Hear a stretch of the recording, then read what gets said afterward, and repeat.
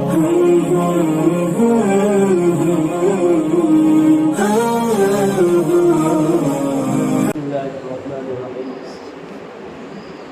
لله والصلاة والسلام على أهلها وبعد. أعوذ بالله من الشيطان الرجيم. بسم الله الرحمن الرحيم. ومن أعرض عن ذكري فإن له معيشة ضنكا ونحشره يوم القيامة أعمى. صدق الله العظيم. میرے محترم دوستو، بزرگوں، اللہ رب العزت کا بہت ہی بڑا کرم اور احسان ہے کہ اللہ نے انسان کے اوپر بے شمار نعمتیں اتاری. اتنی ساری نعمت کہ اللہ خود قرآن کریم کے اندر کہتے ہیں وَإِن تَعُدُّوا نِعْمَةَ اللَّهِ لَا تُحْصُوهَا. اگر تم اللہ کی ایک نعمت کو شمار کرنا چاہے تو شمار نہیں کر سکتے. اللہ کی ایک نعمت کے اندر ہزاروں نعمتیں چھپی، لیکن اللہ کے خزانوں میں سے سب سے بڑی قیمتی نعمت جو ہے وہ ایمان کی نعمت ہے. کلمہ طیبہ لا الہ الا اللہ وہ اللہ کے یہاں سب سے بڑی نعمت ہے. اللہ نے ہم سب کو بغیر کسی اپلیکیشن کے، بغیر کسی دعا کے یہ کلمہ مفت میں دے دیا. اللہ نے رحم کھا کر ہم سب کو کلمے سے نوازا. یہ بہت بڑی نعمت ہے. لیکن کلمے کا مل جانا بڑی بات نہیں ہے، بلکہ کلمے کو بچا کر لے کر جانا یہ بڑی بات ہے. اللہ نے دنیا کے اندر انسان کو بھیجا، انسان کے سامنے دو راستے رکھ دیے. کوئی بھی انسان ہو، چاہے بچہ ہو، چاہے جوان ہو، مرد ہو، عورت ہو، کوئی بھی ہو، دنیا کے اندر پیدا ہونے والے ہر انسان کے سامنے دو راستے ہیں. ایک راستہ نبی والا راستہ اور ایک راستہ شیطان والا راستہ. ایک راستہ ہے قرآن کریم والا راستہ ہے، ایک راستہ خواہشات والا راستہ ہے. اب ہمارا امتحان ہے. اللہ خود قرآن کریم کے اندر کہتے ہیں الذی خلق الموت والحیات لیبلوکم ایکم احسن عملا، کہ میں نے موت کو بنایا، زندگی کو بنایا صرف اسی لیے بنایا تاکہ میں تم کو آزماؤں کہ تم دنیا کے اندر تمہارے سامنے ایک تو قرآن والا راستہ ہوگا اور ایک خواہشات والا راستہ ہوگا. اب تمہارا امتحان ہے، میں تم کو آزماؤں کہ تم کون سے راستے پر اپنے آپ کو لگاتے ہو. یہ ہمارا امتحان ہے. دنیا کے اندر اللہ تبارک و تعالیٰ نے شیطان کو اتارا تو آدم علیہ السلام کے سامنے اللہ تبارک و تعالیٰ نے سجدہ کرنے کا حکم دیا. وَإِذْ قُلْنَا لِلْمَلَائِكَةِ اسْجُدُوا لِآدَمَ فَسَجَدُوا إِلَّا إِبْلِيسَ. تمام فرشتوں نے سجدہ کیا، صرف شیطان نے سجدہ نہیں کیا. انا خیر من، کہ میں تو آدم سے بھی بڑا ہوں، اچھا ہوں، بہتر ہوں، میں کیوں سجدہ کروں آدم کے سامنے. تو گویا اس نے تھوڑا تکبر کیا، گھمنڈ آ گیا اس کے اندر. اللہ تبارک و تعالیٰ نے شیطان کو آسمان سے دنیا کے اندر اتار دیا. اس وقت شیطان نے اللہ سے وعدہ کیا تھا قال انک من المنظرین. شیطان نے اللہ سے کہا یا اللہ مجھے قیامت تک مہلت دے دیجیے، میں قیامت تک زندہ رہوں، اسی مہلت دے دیجیے. اللہ نے کہا قال انظرنی الی یوم یبعثون، کہ جا میں تجھے مہلت دے دی قیامت تک. جب اللہ تبارک و تعالیٰ نے قیامت تک مہلت دی، اس وقت شیطان نے اللہ سے وعدہ کیا تھا ثم لآتینہم من بین ایدیہم ومن خلفہم وعن ایمانہم وعن شمائلہم ولا تجد اکثرہم شاکرین، کہ میں دنیا کے اندر جاؤں گا اور تیرے نیک بندوں کے پاس جا کر چاروں طرف سے اپنے جال میں پھنسانے کی کوشش کروں گا. لأقعدن الی صراطک المستقیم، کہ میں صراط مستقیم پر جا کر بیٹھ جاؤں گا. پھر میں تیرے بندوں کو آگے سے بہکاؤں گا، پیچھے سے بہکاؤں گا، دائیں جانب سے، بائیں جانب سے، بلکہ چاروں طرف سے تیرے بندوں کو بہکانے کی کوشش کروں گا. شیطان دنیا کے اندر آیا، قیامت تک وہ اپنا کام کر رہا ہے.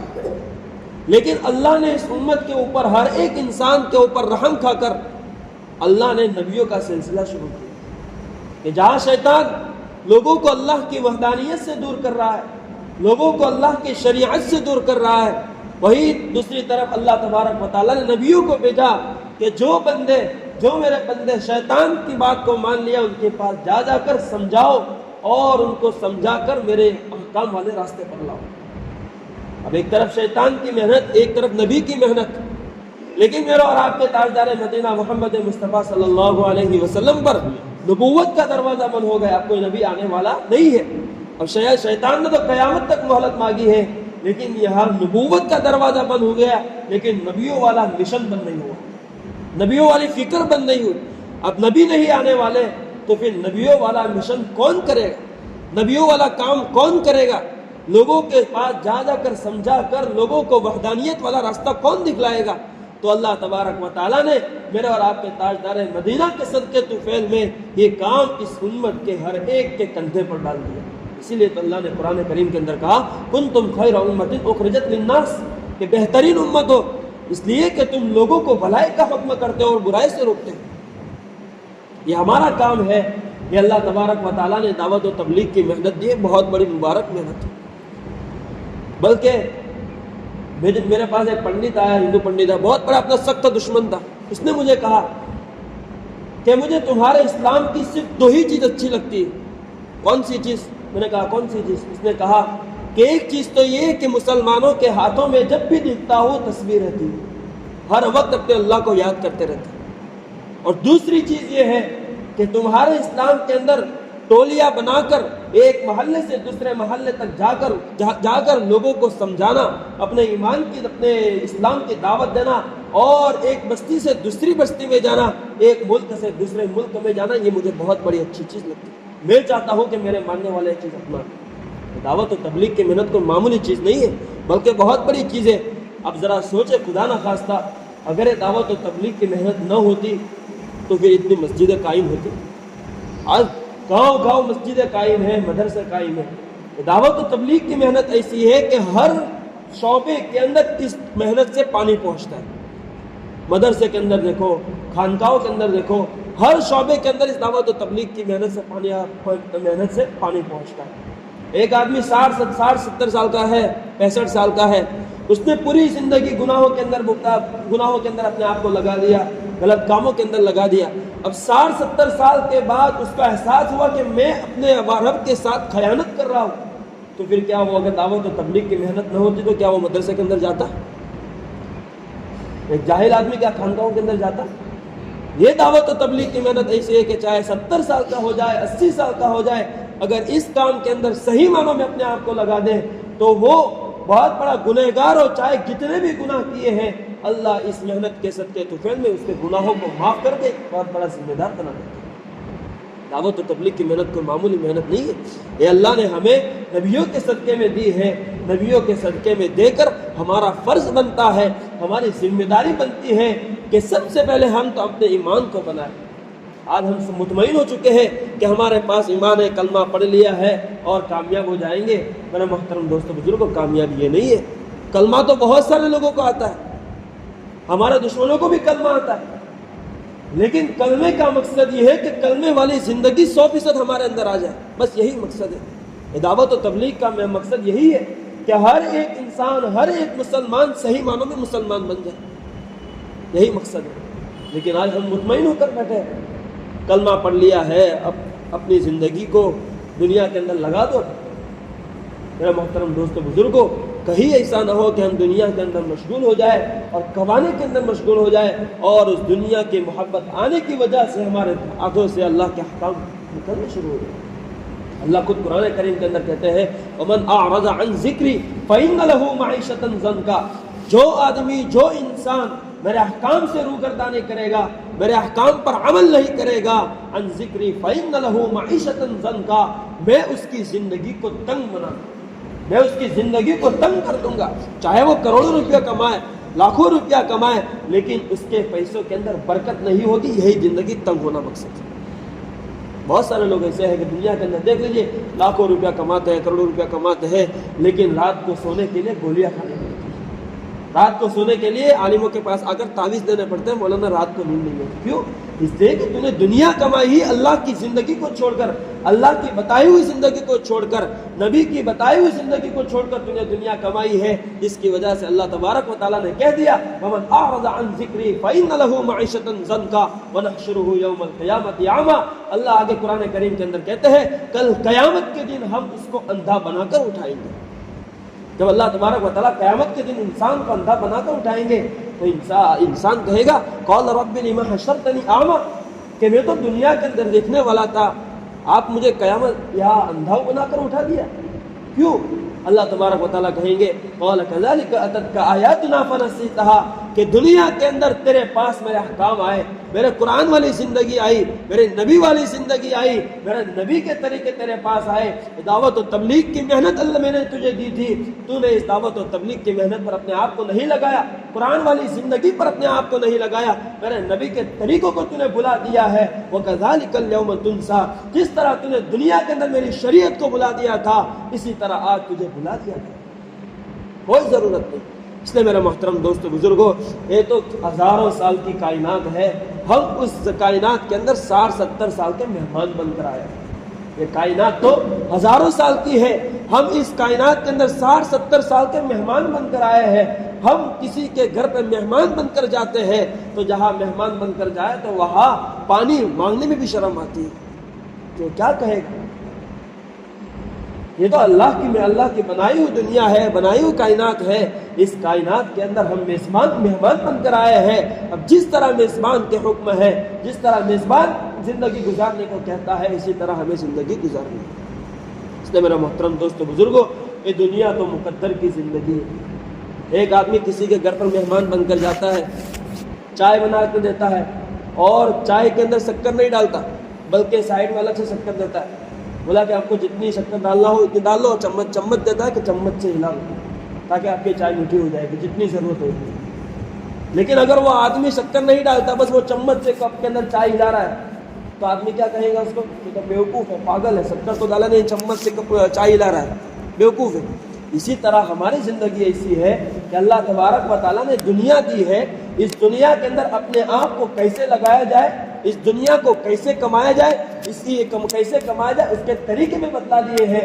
لیکن آج ہمارا حال یہ ہے، اللہ کے طریقوں کو چھوڑ کر، اللہ کے بتائی ہوئی باتوں کو چھوڑ کر ہم دنیا کے اندر اپنی چمچ گھما رہے ہیں اور دنیا کما رہے ہیں۔ اس لیے میرا محترم دوستو بزرگوں، اللہ نے ایک چھوٹی سی محنت دی ہے اور ماشاءاللہ ابھی تو سیزن ہے، اور جس طرح ہر ایک موسم کی سیزن ہوتی ہے، ہر کاروبار کی سیزن ہوتی ہے، یہ ہماری سیزن کا موقع ہے کہ اللہ نے اجتماع کا موقع دیا ہے۔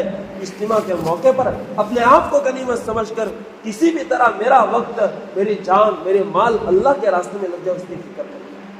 اللہ کو قرآن کریم کے اندر کہتا ہے قُلْ إِنْ كَانَ آبَاؤُكُمْ وَأَبْنَاؤُكُمْ وَأَزْوَاجُكُمْ وَعَشِيرَتُكُمْ وَأَمْوَالٌ اقْتَرَفْتُمُوهَا، اگر تمہارے باپ، اگر تمہارے بیٹے، وَأَبْنَاؤُكُمْ وَأَزْوَاجُكُمْ، اگر تمہاری بیویاں، وَعَشِيرَتُكُمْ، اگر تمہارے رشتہ دار، وَأَمْوَالٌ اقْتَرَفْتُمُوهَا، اور تمہارے مال جو تم نے اپنے ہاتھوں سے کمایا ہے، اور وَتِجَارَةٌ تَخْشَوْنَ كَسَادَهَا، اور تمہارا کاروبار جس کو چھوٹ جانے کا ڈر ہے، وَمَسَاكِنُ تَرْضَوْنَهَا، اور اپنے مکان اگر اللہ کے نزدیک اور اللہ کے رسول سے اور اللہ سے زیادہ پسندیدہ ہو جائے اور اللہ کے راستے میں قربانی دینے سے بھی زیادہ پسندیدہ ہو جائے، فَتَرَبَّصُوا حَتَّىٰ يَأْتِيَ اللَّهُ بِأَمْرِهِ، بس تم اللہ کے حکم کا انتظار کرو۔ آج ہمارا حال یہی ہے، یہ حالات ایسے نہیں آتے، بلکہ اللہ تبارک و تعالیٰ میں بار بار وارننگ دیتا ہے کہ تم سدھر جاؤ ورنہ پھر تمہارے اوپر یہ حالات آ سکتے ہیں۔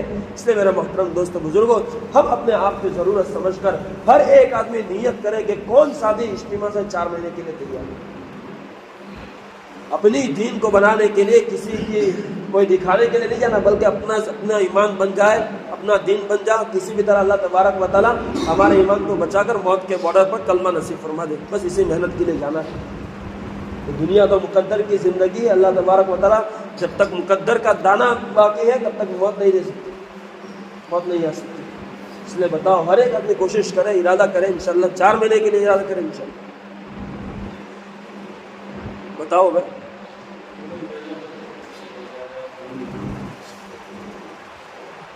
جن لوگوں نے ارادہ کیا ان کا بھی نام نکال۔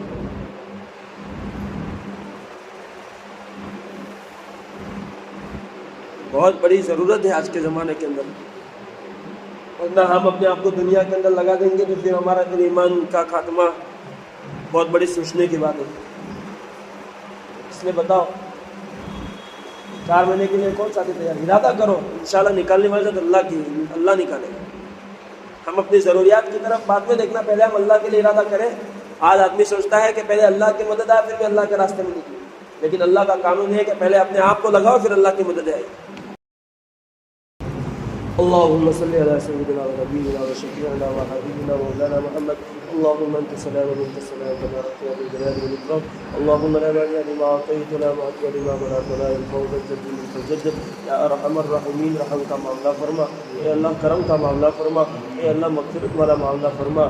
اے اللہ تو نے اجتماع کا موقع دیا ہے. اے اللہ اجتماع کو قبول فرما. اے اللہ زیادہ سے زیادہ جماعت تیرے راستے میں نکلے اللہ اسے فیصلے فرما. اے اللہ زیادہ سے زیادہ جماعت تیرے راستے میں نکلے اللہ اسے فیصلے فرما. اے اللہ ہمارے گناہوں کو معاف فرما. چھوٹے بڑے تمام گناہوں کو معاف فرما.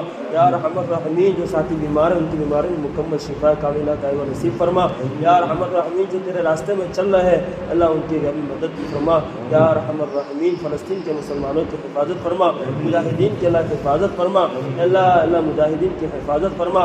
اللہ کوئی صلاح الدین ایوبی جیسا اللہ پیدا فرما. اللہ عمر فاروق جیسا پیدا فرما. اے اللہ ان باطل طاقتوں کی اللہ تمام اسکیموں کو اللہ ختم فرما. اللہ ان باطل طاقتوں کی تمام اسکیموں کو ختم فرما. اے اللہ جو مانگا وہ بھی عطا فرما.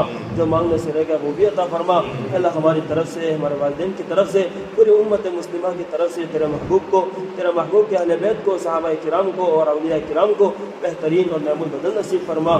ربنا تقبل منا انك انت السميع العليم وتب علينا يا مولانا انك انت التواب الرحيم برحمتك يا ارحم الراحمين.